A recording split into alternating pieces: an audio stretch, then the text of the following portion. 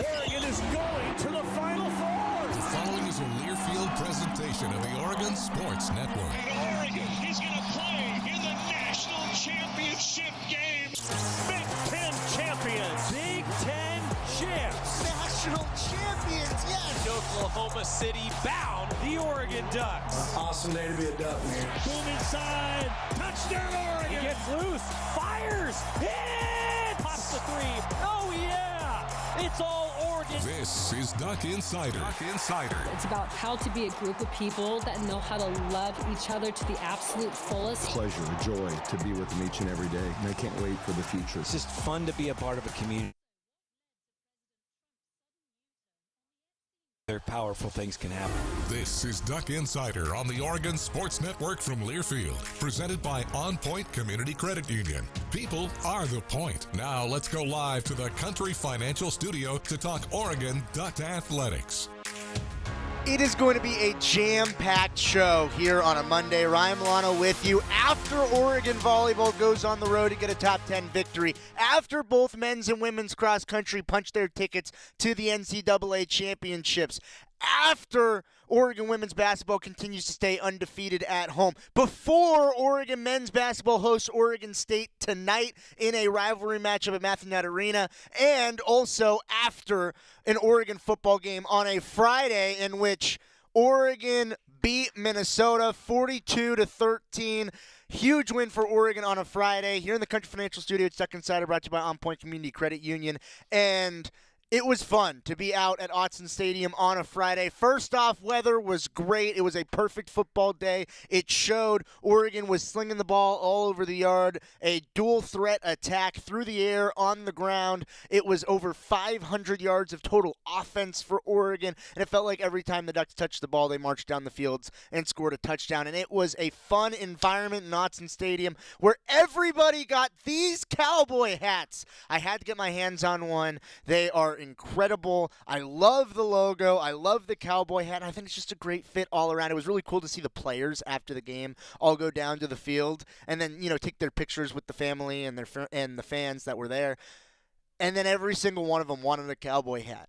Every single one of them. Even in our post game with Jeremiah McClellan during the game, Dusty Harrow was interviewing him, and J-Mac was wearing a cowboy hat. Good giveaway, good environment at Autzen Stadium, and a good win for Oregon football. A win that I think Coach Lanning's pretty happy about in all three phases of the game. The Ducks played well on a short week, going up against a team that had a bye. Oregon executed the way that they needed to in order to come away with not only a victory, but a decisive one to defend the Autzen Stadium turf. Coach Dan Lanning, his thoughts after an Oregon football victory and a big win over Minnesota as the Ducks now head into their last regular season game of the season this week. Big game coming up this week. We'll get to the reasons why in just a moment. But first, Coach Lanning, his reactions post-game after the win against Minnesota. All right. Unbelievable job by our crowd tonight. It was great to be back in front of our fans. I thought our players, played well in all three phases. Certainly some things that we can improve. But coming off a short week to be able to come out and perform the way they did, whether it was just the efficiency of our offense and our quarterback, was our defense being able to limit their rushing opportunities. Still some things we can walk away with and get better at, certainly. But proud of the guys' performance tonight. And then want to just take the time as well to send our condolences to Coach Beam and his family. It's really sad when you see somebody that made such an impact on people, lose his life and an opportunity that he shouldn't have. And I know we don't know all the details, but that guy made an unbelievable impact on a lot of people, and a lot of our coaches, a lot of our staff. Players recognize the impact that he made and remember him, and will always remember him fondly. So hate to see him go, and really feeling for him and his family at this time. Dante, with 90% of his passes completed, a career high in yardage, all without two of his top receiving targets on the field. How impressive of a performance was that for him? Well, I think it was a great performance by Dante, but I think he'd be the first to tell you, too, some unbelievable catches within that, some great protection. Really efficient today on offense, which is, pleasing to see those guys go out there. But there were some unbelievable catches that were made, and, that always, that's a great indicator of how the offense is operating, but it's a team award, really, when you look at it. When you look at his success, he can't throw it and catch it. And we had some guys that were doing a great job of catching it tonight, and he certainly threw the ball in some tight coverages, and guys made plays. So great performance by our QB. Been impressed with him all year. Glad we had great weather that he could have the opportunity to throw it and take advantage of. Dan, that might have been one of the first, if not the only, game where I think you guys ran majority not in 11 offensively tonight. And to do that, we've talked all season that you would play more 21, more 12, but to do it on a short week and guys are in, guys are out. Can you speak to Will's ability to adapt this offense all season long and to do so off a short week where yet another opponent had a bigger advantage? Yeah, I think it's an unbelievable job by our offensive staff. Great job by Will, and great job by our players. You know, a lot of those plays are plays that we've been able to execute throughout the season, and the ability to switch and change personnels make it really tough for a defense when you can be an empty and open, or you can be in 3-back sets. That variety, I think, makes it challenging to prepare for. You mentioned with the personnel, especially the tight ends tonight, big game for Kenyon, but even Jamari Johnson, a big game, and Roger Solid Poggy getting in there as well. Just the impact those guys were able to make in the receiving game without the receivers that you guys didn't have. Yeah, I think it's tough. Anytime tight ends, you know, a lot of times when tight ends come to the game, it's to run the ball. And our tight ends are like having wideouts on the field, and all three of those guys did an unbelievable job. You guys had a really strong 2-minute drill last week, and then you come back at the end of the first half this week and run it again. Just, you know, how have you seen that 2-minute offense evolve, and what did you see from this one? Yeah, I just think there's a lot of poise and confidence in our guys on what the operation procedure is, what it's going to look like. You see guys executing at a really high level in those moments, and those high-pressure moments is when you have to be your best, and they did a good job of that tonight. Talking with those receivers this week, they talked about embracing that next man up mentality. 9 players finished with double-digit passing yards tonight. Just what did the performance and being able to have so many weapons out there when you did throw it, what advantage do you feel like they gave you tonight? Yeah, we've said strength in numbers all season, and you know, in these last couple games, it's really starting to show up where, you know, we need other guys to step up and create opportunities, and they've done a great job of that. You guys flipped Pregnon and Ayerly on the offensive line. Curious what went into that decision and what you saw from it that you liked. Just felt like it gave us a great opportunity to you know, move some guys around and see what they would look like in those moments. We practiced like that a lot this week, and ultimately have to watch the film, but it looks like we did well. You mentioned kind of some small margins there. The McClellan catch in particular, just the fact that he got a toe down. Can you walk us through kind of what you saw and kind of your confidence level that it would stand ultimately? Yeah, I mean, ultimately that's not our decision, but I'll say this. I saw J-Mac make those plays in practice this week, and I know you guys think I'm kidding, but, you know, we had 2-minute drill on Wednesday. Excuse me, my week's jacked up on Wednesday, and he made some unbelievable catches in practice, and then it shows up in a game. This guy's attacking the ball really, really well. I'm really proud of J-Mac's growth, and our quarterback trusts him, wants to throw it to him and give him an opportunity to go make a play on it, and he did it in that moment. This is a really aggressive, physical defense that you guys went up against. What do you think it was that had let the O-line have so much success tonight? Yeah, guys, preparation. You know, I saw us, you know, changing protections based on the looks we were getting, you know, changing the run looks based on the looks we were getting. I thought they handled that ultimately really well. There was a couple negative plays that they were able to create that we'll have to go attack and try to fix, but these guys have been really advantageous when it comes to rushing the passer, and to be able to throw as well as we did tonight, I think speaks volumes. Whether it was Noah's running through, 7 guys, and Kenyon's hurdle as well, or not hurdle, but trucking, and what do you make of just your team's physicality and not embracing going through tackles? We're a physical football team. You know, I don't think that's any secret. And again, it shows up in practice. It's a mindset that these players have. They want to fight for the extra yard. They want to try to stop the extra yard on defense. But that shows up, you know, consistently for our team, and it certainly paid off tonight. Going back to the tight end stand, what, like, super big picture, was there like a philosophical shift, if at all, from you and Drew in terms of you always want guys who can both block and receive, of course. Nobody may top what T. Ferg did in terms of receiving, but you always had really strong blockers. This is a group that can block, but might be stronger as receivers. Was there a thought 2 and 3 years ago to make this room loaded with more receivers? Yeah, I mean, you always want guys that check all the boxes, and we're lucky to have, you know, several guys on our roster that check the boxes. And when I think coach's job is to use the skill set of their players, and I think our coaches have done a really good job of finding what do guys do well and utilizing them, right? And whether that's handing the ball off to a tight end, or whether that's throwing it to them or letting them block, you know, that's something that you can showcase in our offense. Seemed like they really wanted to test Finney in the first half, which is pretty rare this season. I'm just curious what you saw and what you thought about it. Yeah, I mean, we played some one high coverage, some man, and in those moments, you know that you're going to come alive at corner. He's done a really good job of defending that, you know, all year, but they certainly went that way a couple times, and it's really what their read's telling. I think they saw, you know, there was a good opportunity for a good catch there by a wideout, but also some tight coverage. After Noah's run, is that an attaboy, or is it waiting till the replay and what sort of discussion was there after that? I think it's a culture play, up until that moment where we didn't have good ball security at the finish. So we can coach that moment. I know Noah will be hard on himself, but we got to handle the ball better there. But obviously the run itself was unbelievable. The push from the offensive line, the fighting for the extra yard was awesome, but we can be better when it comes to ball security at the end. This was the first game in a while that you guys really got going, like when the game first started. What did you feel was different tonight than at the beginning of the past few games? Well, certainly a point of emphasis for us, coming off that we got to be better at beginning of games. We knew we wanted to take the ball. They have a history of deferring. We thought we were going to have a chance to be on offense first, and we wanted to start fast. And ultimately we did that. I think the only times we really hurt ourselves is when we, start off with negative play for us, offensively. But to be able to start quick was important for us tonight. The passing game was just dominant tonight, but also just the run game, super impressive. What about maybe the last two games kind of helped your run game improve and be able to kind of grow throughout the past 2 weeks leading up to today's game? Yeah, I think we can run it in a lot of different ways. We've got multiple schemes, and with that means you're going to have answers when people try to take away strengths of certain looks. And there were some looks that we felt advantageous tonight on certain run schemes, and I thought our coaches did a good job of calling that. Will did a good job of dialing up the right calls. Yeah, getting Kenyon back tonight, career high catches, career high yards. Just how important is having him in the lineup for you guys? He's a game changer for us, right? And I'm really proud. He had a good week of practice. I'm glad we were able to shut him down there for a little bit and get him back. But he felt really good coming in tonight. He was predicting that it would feel like this. And the way he warmed up in the game, the way he worked this week, it felt like it could have the potential to be a good week for him. Talked earlier this week about how the short week would constrict your schedule a little bit. Now you guys have an extra day before USC. How does that impact your schedule going forward? Yeah, a little recovery time for us tomorrow. It gives the coaches a chance to get a little bit of a jump ahead. Look ahead. Obviously, we'll be able to watch their game tomorrow and see what that looks like. But we'll primarily use tomorrow as recovery day and an opportunity for coaches to get an advanced look at USC.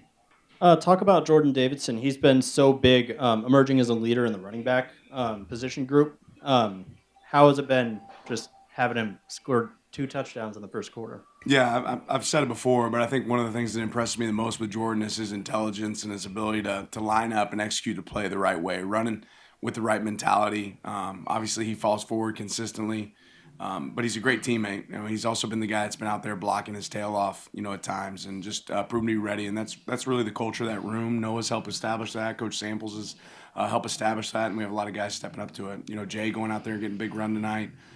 Noah, Dier, whoever's number's called, those guys have all done a good job. Coach, can you talk about Poncho and his leadership from the center position? Yeah, I think we got, I don't get to watch everybody else's film, but we're blessed to have the best center in the nation in my mind with the way that Poncho plays. His leadership is just as important as the way he plays. Just does an unbelievable job. He's certainly the lifeblood of that group up front. Great leader and great player. They're certainly making a big deal during the telecast about Dante's ability, not only his ability to throw on the run, but his preference at times in working with Will to get plays like that. What makes him so effective as a thrower on the run there? He's accurate. He's got great arm strength. He can make all the throws. He has good vision down the field. Some people, when they scramble to run. Some people, when they move, they have the ability to pass. He's a guy that can do both. He can beat you with his legs and his arms and understands coverages. So complete in that area. That's Coach Lanning in his post-game presser brought to you by the Willamette Valley Cancer Institute and Research Center. Better cancer care close to home. After the win on a Friday against Minnesota, it leans into a game against USC coming up this Saturday. That's a big one because game day is back in Eugene. It was so great to have college game day here the first time around before Indiana, and now game day is back at Eugene for the USC game, and hopefully Oregon will be able to come out as the victor this time around on game day. It's still a 12:30 kick, the same time the last time was. It's a 12:30 p.m. Pacific time kickoff on CBS is where it will be televised. Oregon, USC, 2 top 25 teams, 2 teams that are still in the thick of the college football playoff race, and game that will mean a lot to both squads. Glad that game day's coming back. Glad that we're going to have so much more excitement around Eugene. It feels like every game there's a little bit of buzz. A little bit more added to this one, too. There was some buzz in the last game because records were set by the quarterback. We're talking to Dante Moore when we return after this. It's Stuck Insider on the Oregon Sports Network from Learfield. As a local community credit union founded by teachers, OnPoint is committed to supporting the students and faculty at the University of Oregon. And on game day, we're right there with you, on the field, in the bleachers, and in the classrooms. Drop by one of your local branches today and discover the many ways OnPoint can help support your financial well-being. OnPoint Community Credit Union. People are the point. Federally insured by NCAA. Equal housing opportunity. We know you turn to the Duck Store for all your game day needs. And for students at the University of Oregon, it's even more. Class supplies, jobs, a seat on our board, a place to take a quick coffee break. Because we're your student-first, non-profit college store, every purchase you make directly supports the very community we serve.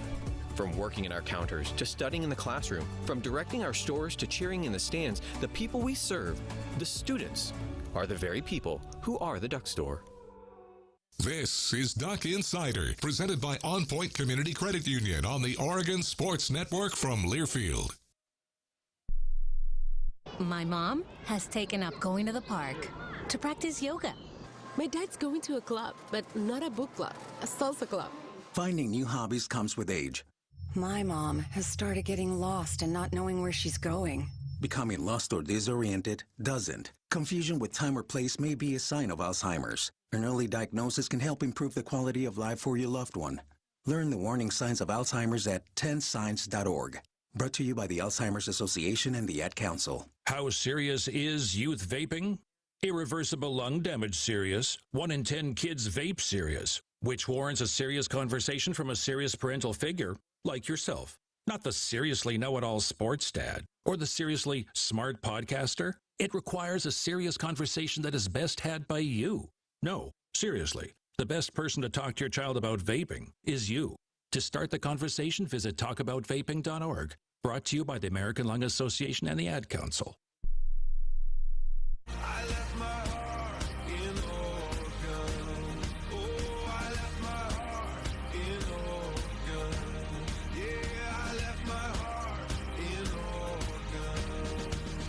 We're back inside the Country Financial Studio. It's Duck Insider, brought to you by OnPoint Community Credit Union. Ryan Milano here with you on a Monday after it was just announced that Oregon will once again host College Game Day coming up this Saturday against USC. Dave on Facebook asked, do you think Bo Nix will be the guest picker at the Game Day broadcast on Saturday?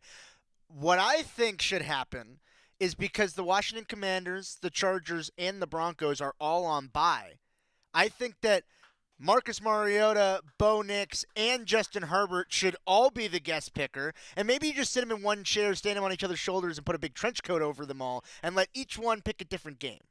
That's what I think should happen as the guest picker on Saturday.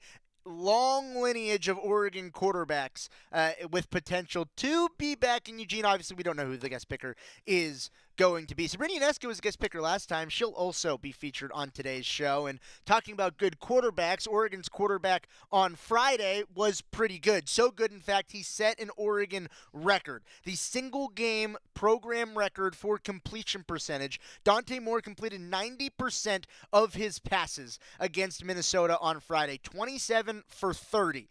Dante Moore was impeccable in this game. Threw for 306 yards, 2 touchdowns, 90% completion percentage. He spread it around to 10 different receivers. Felt like Kenyon Sadi was open just about everywhere he went on the field. Jamari Johnson had a big game. Jeremiah McClellan with a tremendous catch. This was a game that was fueled by highlight plays.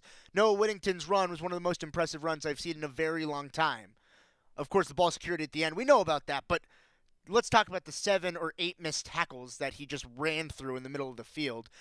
The quarterback was great. The skill positions were great. And I'm not sure that anybody is more comfortable right now, not only in the pocket, but also in the post-game presser than Dante Moore. He came out, well, just watch. It's like a full blanket. Dante Moore spoke with the media after the game. Career night, yards, completion percentage, broken records for school record for completion. What does it all mean to you, and how do you feel after this night? Yeah, just got to give a shout out to the 10 other players with me on the field. Just in general with them making the spectacular catches, the front 5 giving me time in the pocket, the running backs, opening the run game. So, overall, I couldn't do it without them. It feels great to have that. It's a true blessing for sure, but without my teammates, I wouldn't have gotten done. How much of this was just like rhythm related? I think you had 3 different stretches where you had 5 or more completions, 12 in a row at one point. Did you just feel like you found kind of a rhythm early and it continued? Yeah, I mean, I know you guys are a part of this weather every day as well. It's been actually a clear day for us, and of course Bryce loves the rain. Bryce Betcher, I hate the rain, but it's just, it was a great day. It was sunny outside. I knew it was going to be a great day for us as an offensive unit. The run game, of course, was still there, but it was time for us to open the pass game. It hasn't been there these past couple of weeks, but at the end of the day, I love it. We don't have to throw the ball, we don't have to run the ball. I mean, whatever you got to do to get the win is what's most important. So it was great to be out there with the boys and make sure that we got the job done. Dante, how has this offense been able to adapt as much as it's had to, particularly the last few weeks, whether it was weather or injury, but being as shorthanded as you guys are, you just hung the number you did in what I think is the first game under Dan that you guys ran a majority not in 11 personnel. So how is it that the offense is that adaptable, and what role do you have in making it that way? Yeah, we just got to give kudos to our coaching staff. I mean, Coach Lanning and Coach Stein, and they always come up with great game plans. But it's always been next up mentality for people that have gotten hurt, on this team. Oregon's always has depth of players, so it's always next up mentality. And then, we just got to find different ways to get the guys get the ball in space. Kenyon's back. I know that everybody felt his the difference of him being on the field with us. I mean, just overall, we can do a lot of personnel sets, but Coach Stein's always finding ways to make sure we're pushing the ball vertical. And today was a great day, and we got to find ways to put points on the board. You mentioned this a little bit before, but can you talk a little bit more about maybe how important it was for you guys to get the pass game going, to get that rhythm back, to get looking, even though you're missing some targets because last 2 weeks with the rain, the nose, everything. How important was that?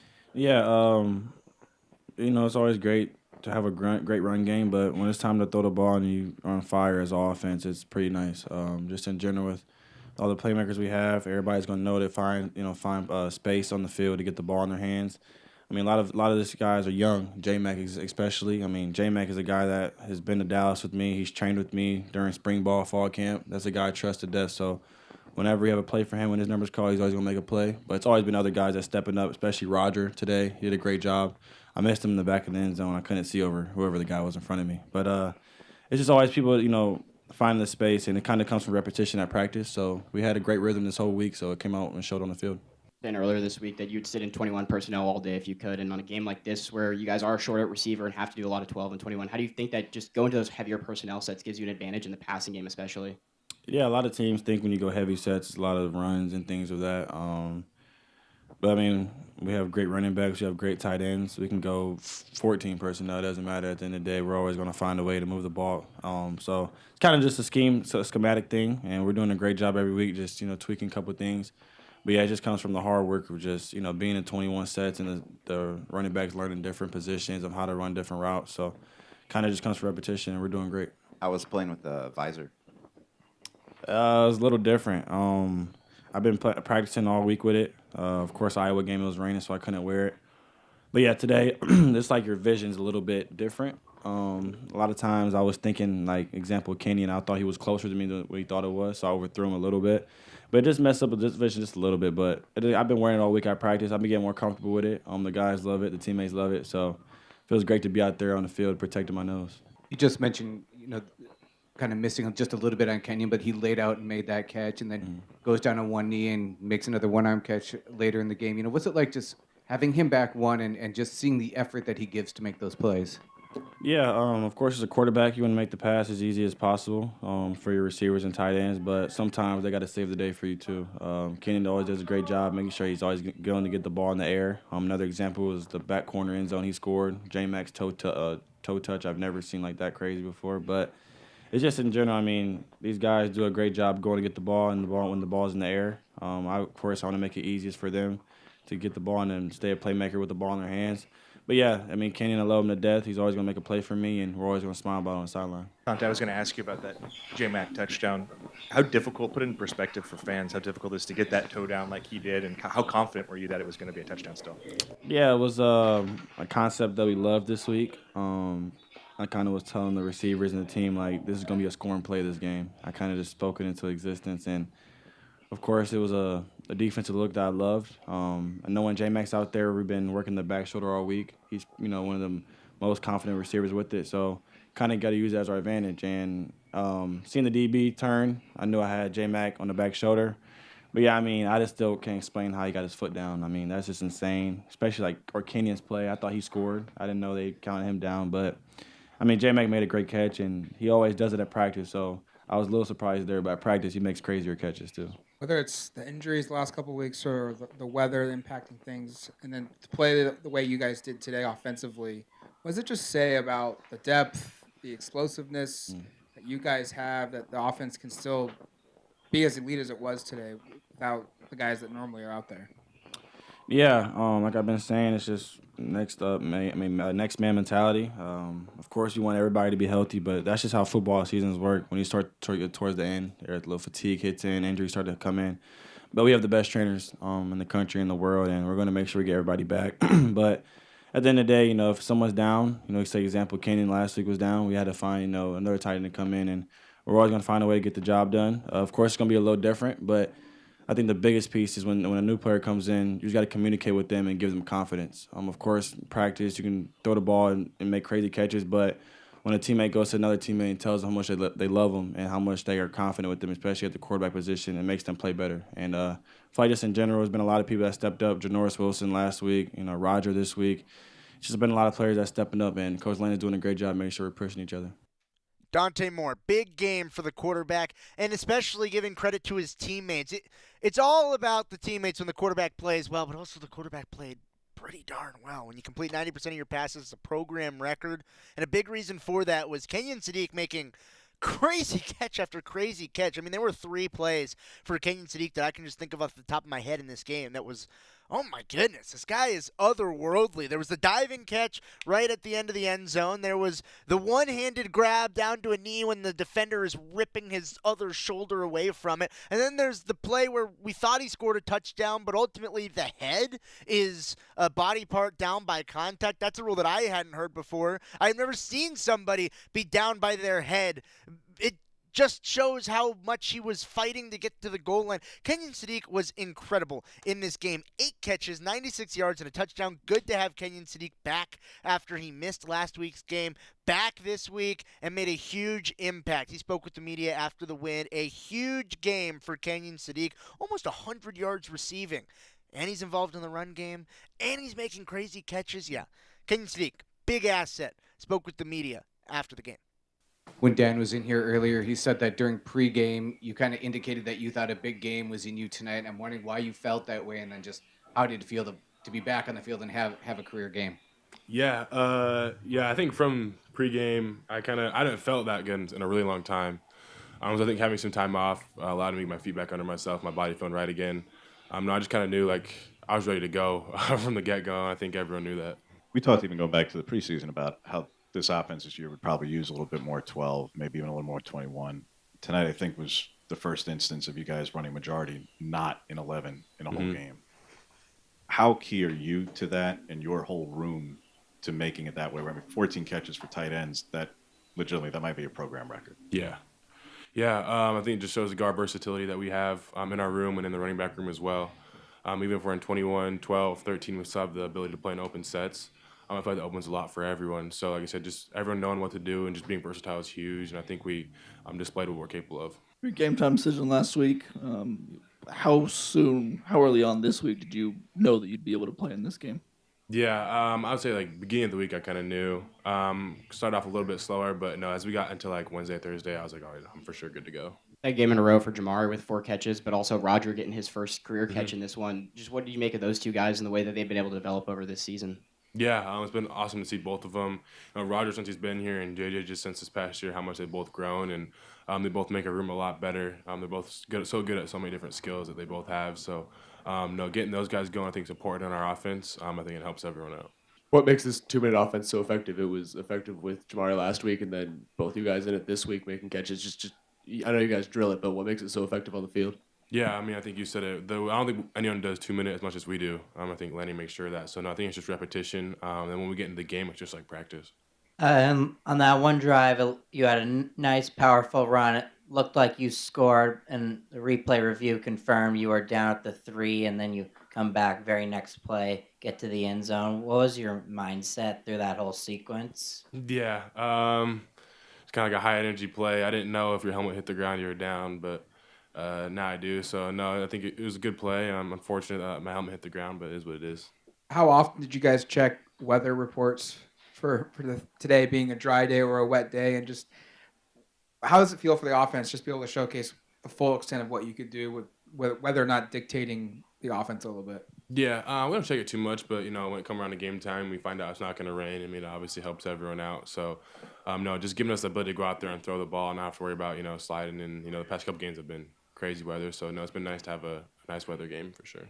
306 yards, 2 touchdowns, 27 for 30. What are your thoughts on Dante Moore's performance, just in general, how he played? Yeah, I mean, it's just incredible what he does and what he continues to do.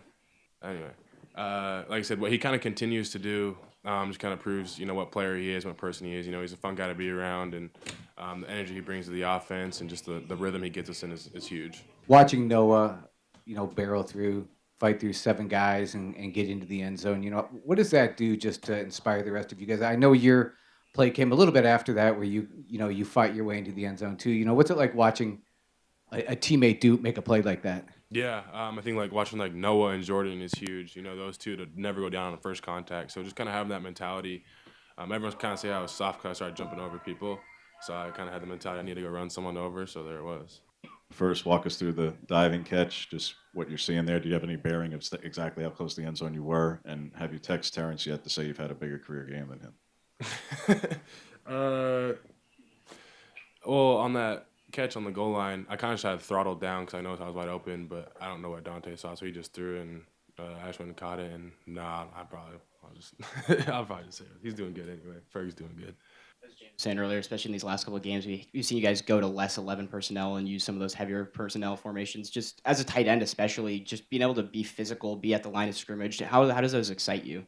Yeah, I mean, it's awesome. I mean, everyone gets more reps, and I think it allows us to do a lot of things, whether that's run the ball or pass the ball, and it makes teams kind of guess what we want to do.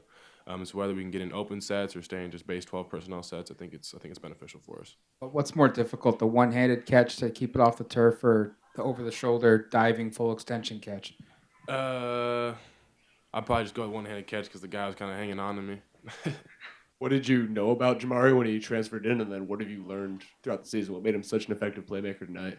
Yeah, we actually went on a visit together here when we were both kind of getting recruited, so I knew him a little bit. But no, getting to know him has been awesome.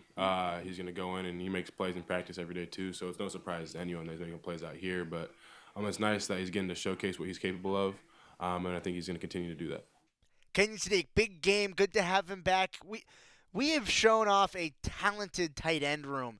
With Kenyon Sadi out, seeing Jamari Johnson, Roger Saleapaga step up against Iowa, and then with Kenyon Sadi back, still seeing a whole lot of 13 personnel on the field where there were those 3 tight ends. Kenyon Sadi scored a touchdown in a 3 tight end set. This is a talented stable of tight ends. Oregon has a lot of depth, a lot of young talent across the board. Getting to hear from more of that young talent in the pass-catching room. Maybe a guy who toe-tapped a touchdown? Yeah, we'll get to him when we return after this and Stuck Inside on the Oregon Sports Network from Learfield.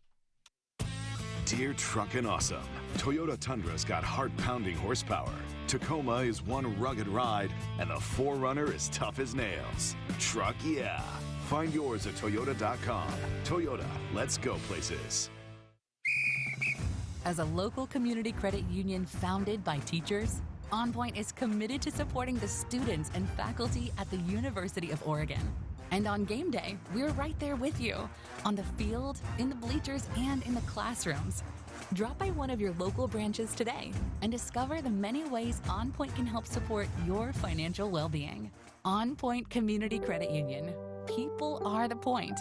Federally insured by NCAA. Equal housing opportunity. Dear Truckin' Awesome, Toyota Tundra's got heart-pounding horsepower. Tacoma is one rugged ride, and the 4Runner is tough as nails. Truck yeah. Find yours at Toyota.com. Toyota, let's go places. Back to the Country Financial Studios in 60 seconds. This is Duck Insider from Learfield.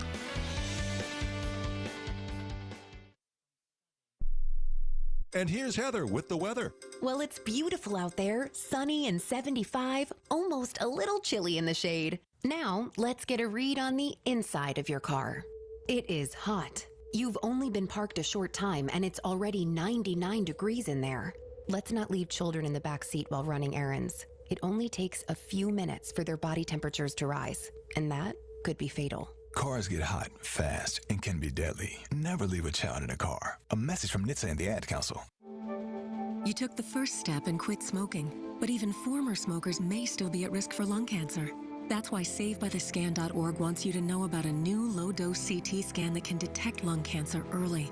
It takes only 60 seconds and could save your life. You took the first step, now take the next. Visit SaveByTheScan.org for a simple quiz to see if you're eligible and talk to your doctor about screening.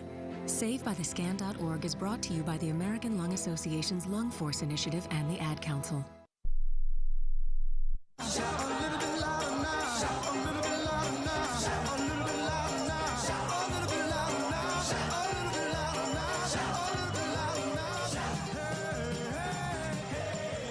We are back inside the Country Financial Studio. It's Stuck Insider, brought to you by OnPoint Community Credit Union. Ryan Milano here with you on a Monday after a Friday football game, in a game in which Oregon scored 42 points, a 42-13 victory where Oregon scored on basically every offensive possession.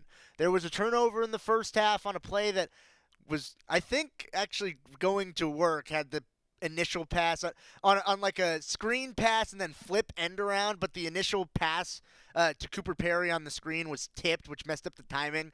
Looked like the blocks were set up for D.R. Hill coming around on the end around. I think that play would have worked had that pass initially not been tipped. However, Oregon scored on almost every possession after that point, because the Ducks just continued to march down the field against Minnesota, but also had highlight plays everywhere and showed off some talent and technical skills around the end zone that were impeccable. Jeremiah McClellan, he's somebody who's caught 3 passes for 36 yards and a touchdown and made one of the most ridiculous grabs we've seen all season. How did he get a foot down? Shades of like Santonio Holmes in the Super Bowl, like almost 2 decades ago, of the Cardinals Steelers in the corner of the end zone where that foot's just dragging and you're not sure. Did he get it down? Did he not get it down? Did he get it down? You're looking at the big board. I think he got it down. I think there's space in between the top of that foot and the end zone. And then the rest review it, and they say, yeah, it's a touchdown! McClellan, big game. He's proving to be big with a few receivers out for Oregon. Jeremiah McClellan is stepping up in the receiver room and showcasing his talent. He also spoke with the media after the win. Jeremiah McClellan, good catch, better game. Here's his talk with post-game media. The toe tap, how confident were you that you did get down, and was there any relief when you saw the replay and heard them rule it actually a touchdown? I had confidence it was a touchdown. I feel like I got my foot down. I just wanted him to put his hands up in the air to show it was a touchdown. So whenever I seen that I dragged my foot in, I just wanted to make sure I secured the ball and scored a touchdown. So this might just be a real simplistic question, but in that scenario, like what are you trying to do? Is it like what are you taught to do to get your feet down in that scenario? catch the ball. Yeah. Catch the ball first, and then worry about like just having my legs go numb, like just trying to drag my legs. I don't know if you know this, but Dante broke Marcus Mariota's completion percentage record in a game. What can you say just about what he was able to do today? I'm just excited for him. I'm really proud of him, just all the work he's been put in and all the sacrifices he didn't have to go through. I'm just proud of him and everything he's been able to accomplish. Obviously, a lot of opportunity for you recently with the injuries, but we've seen you be on the field, especially as a blocker throughout this season. How much of those other things that you're doing to be a receiver besides just catching the ball are getting you on the field out there? I'm just trying to make myself as useful as I can for the team, just doing whatever I can do to help us win. If that's blocking, if that's catching the ball, just making myself as valuable as I can to the team.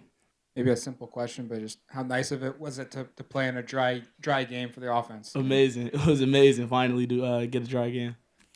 What makes this 2-minute offense so effective? It's been just throughout the season really, really strong, and you guys showed it again tonight. What do you do in practice and what comes out during the game that makes it so effective?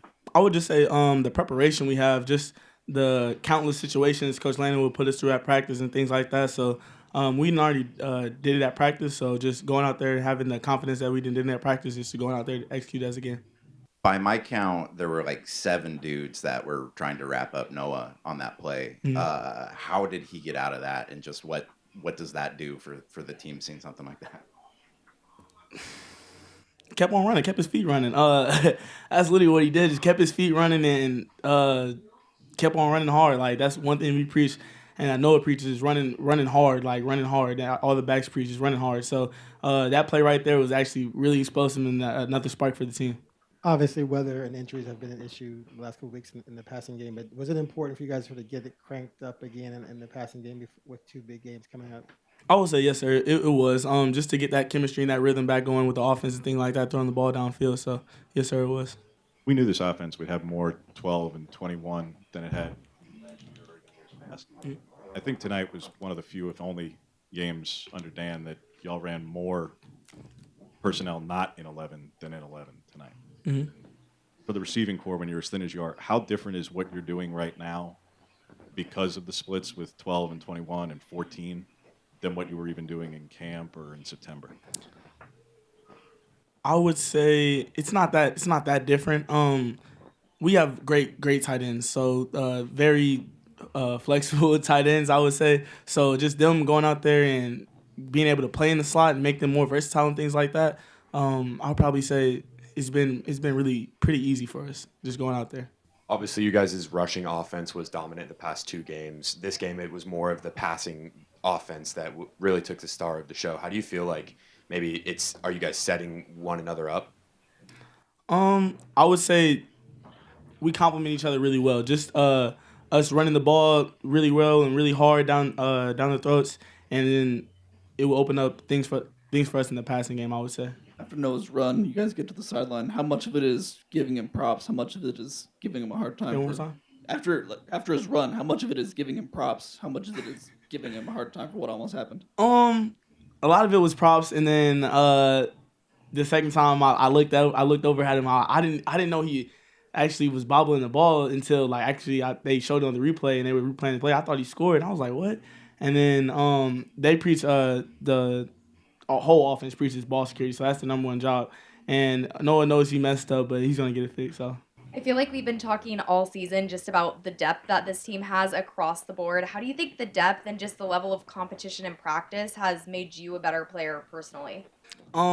Just going out there and competing, everybody wants to compete at practice. So just making practice as much as the game, I would say really prepares us for the game. Like just me going against B. Finney and Iffy and Theron, just going against those guys and getting those reps with them really prepares me for the game.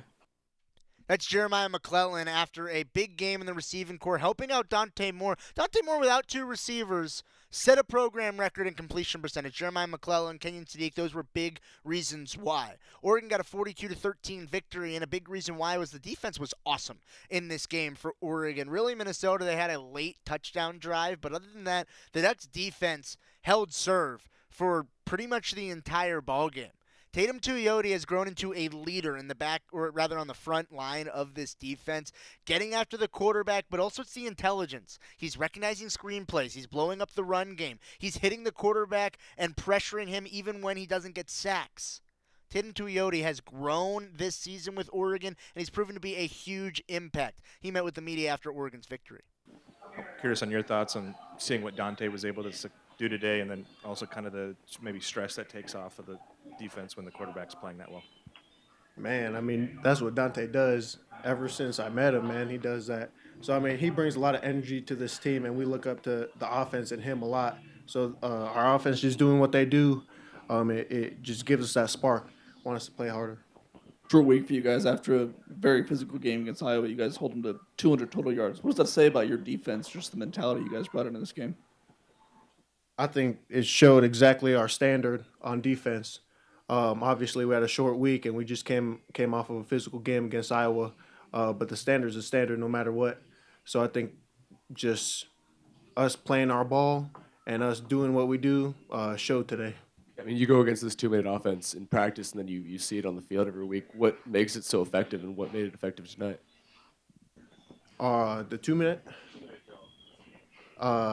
Yeah, I mean, that's something that we draw every week. And obviously, it's a situation that's very important. Obviously, the Iowa week came down to that last 2-minute drive. So on both sides, just 2 minutes is very important, and just continue to harp on it is very important for us. What was the key to limiting their run attack? I think it's just honestly just playing our brand of ball.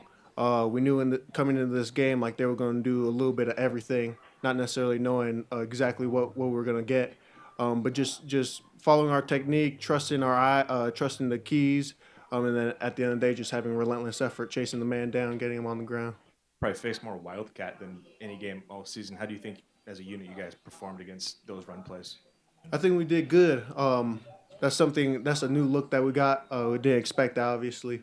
But we get so much practice in it through fall camp and through our own offense that, I don't know, not much is going to phase us. Like, we're just going to line up and we're going to do what we do. Dante and J-Mac were just here saying how much they enjoyed playing in a dry game. Did you enjoy playing in a dry game, or do you enjoy the wet? Finally. Oh, my gosh. The past 2 weeks been really wet, really cold.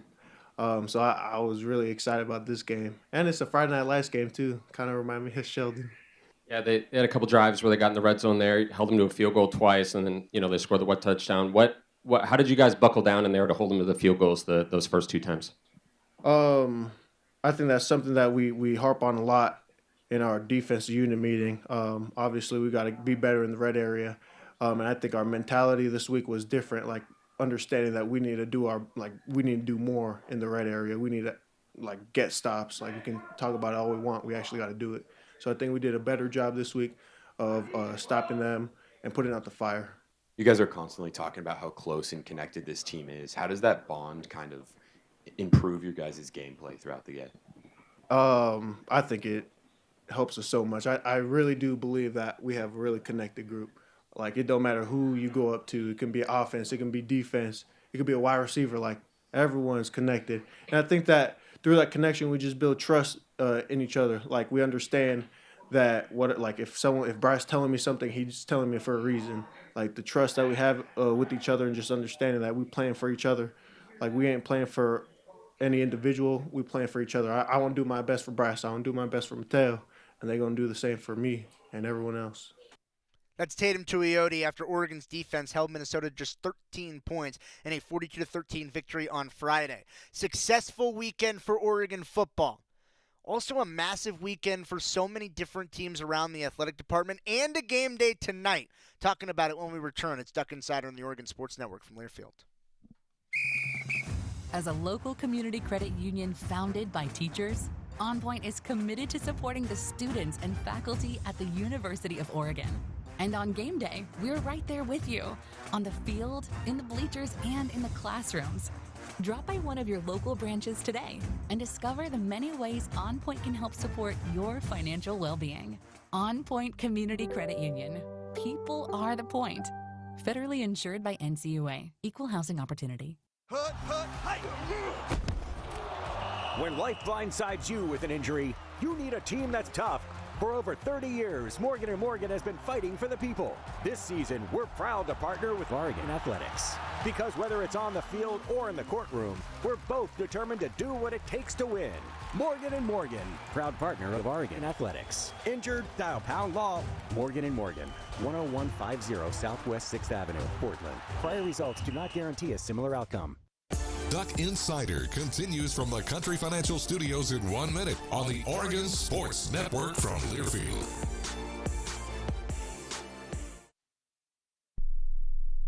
In sitcoms, when someone has a problem, they just blurt it out and move on. Well, I lost my job and my parakeet is missing. How was your day? But the real world is different. Managing life's challenges can be overwhelming. So, what do? We get support. The Huntsman Mental Health Institute and the Ad Council have mental health resources available for you at loveyourmindtoday.org. That's loveyourmindtoday.org. See how much further you can go when you take care of your mental health. Snakes, zombies, sharks, heights, speaking in public. The list of fears is endless. But while you're clutching your blanket in the dark, wondering if that sound in the hall was actually a footstep, the real danger is in your hand, when you're behind the wheel. And while you might think a great white shark is scary, what's really terrifying and even deadly is distracted driving. Eyes forward, don't drive distracted. Brought to you by NHTSA and the Ad Council.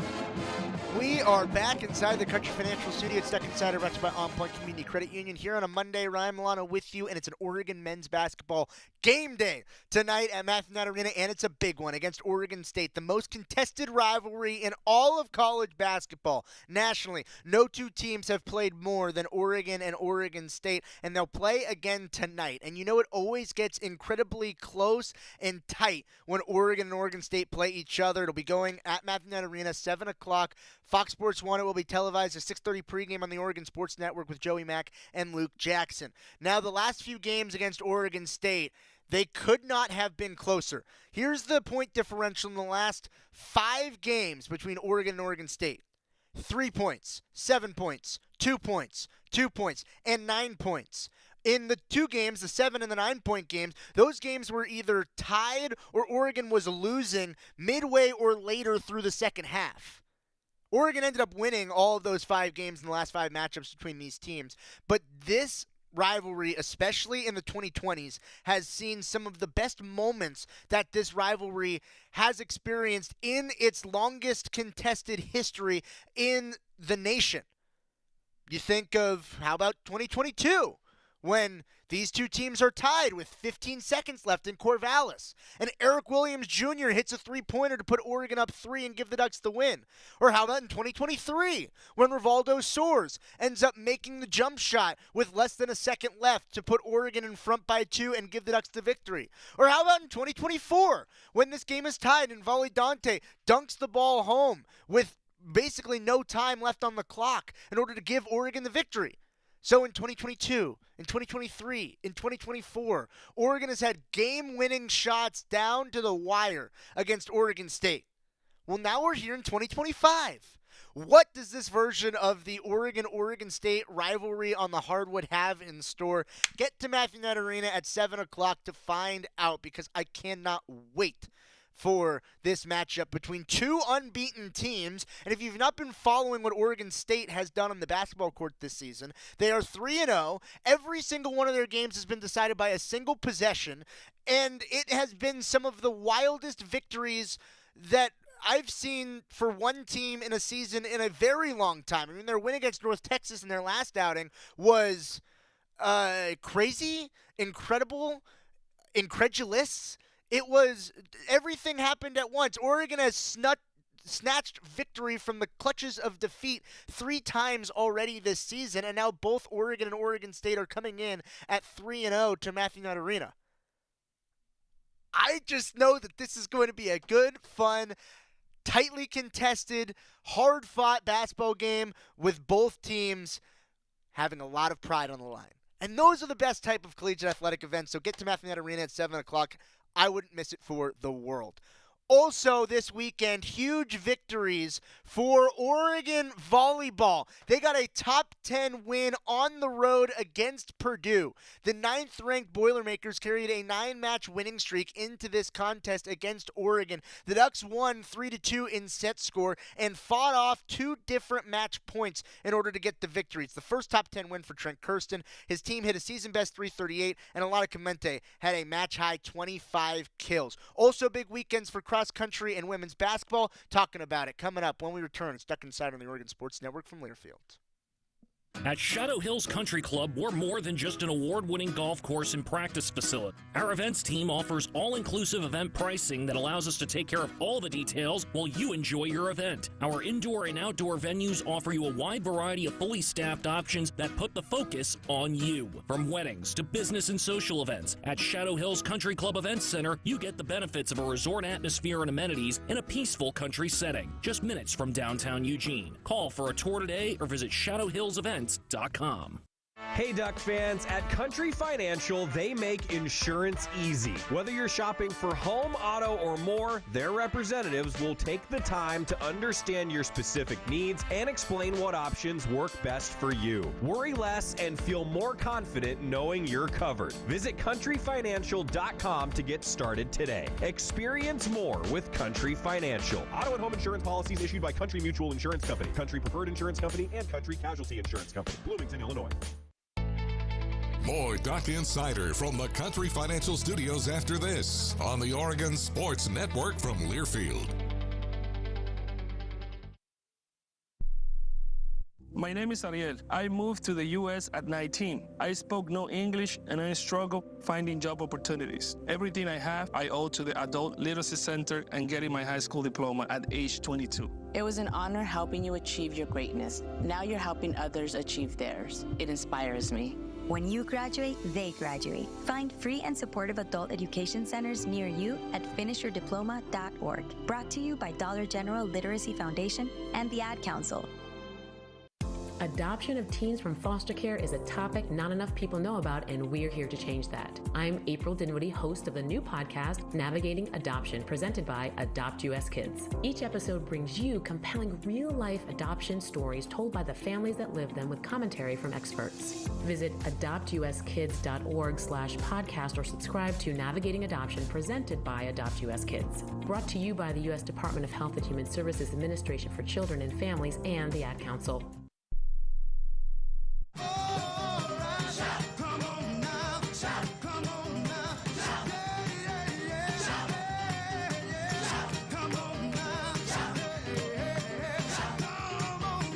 We are back inside the Country Financial Studio, closing up what is a jam-packed Monday show because Oregon football won. Oregon men's basketball tonight against Oregon State. Oregon volleyball with a huge ranked victory on the road.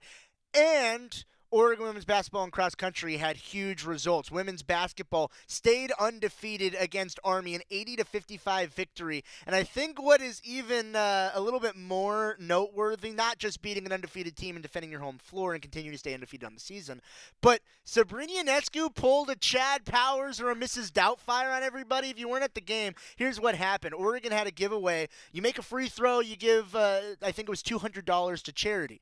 Well, Sabrina Ionescu walks out in full disguise and bricks the first free throw. Oh, no money's going to charity. But no one knows it's Sabrina Ionescu yet.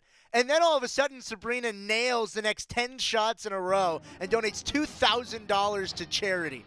Good to have Sabrina Ionescu back. Good for an Oregon women's basketball victory. Also, Oregon cross country. The men won the NCAA West Regional for the first time since 2014. The women finished second place. Both the men and the women will compete in the NCAA Championships coming up just shortly for another Big Ten title, rather another NCAA title on both sides for both teams. Huge opportunities and a big opportunity tonight. Go Ducks.